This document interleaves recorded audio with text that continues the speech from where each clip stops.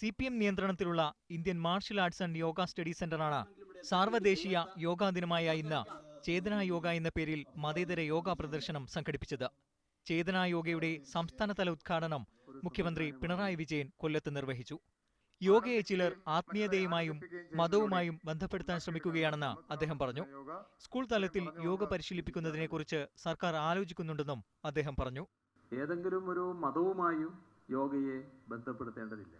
യോഗയെ ഒരു പുനരുജ്ജീവന വ്യായാമ മുറയായി കാണുന്ന മതേതര രീതിയാണ് സ്വീകരിക്കേണ്ടത്. പ്രത്യേക സിലബസ് പ്രകാരം പരിശീലിപ്പിക്കപ്പെട്ട 500ഓളം പേർ കൊല്ലം ബീച്ചിൽ സംഘടിപ്പിച്ച യോഗ പ്രദർശനത്തിൽ പങ്കെടുത്തു.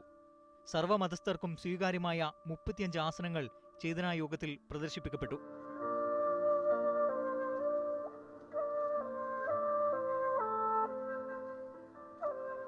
ക്യാമറ പേഴ്സൺ അരുൺ മോഹനൊപ്പം ശ്യാമാർ ബാബു, മീഡിയ 1, കൊല്ലം.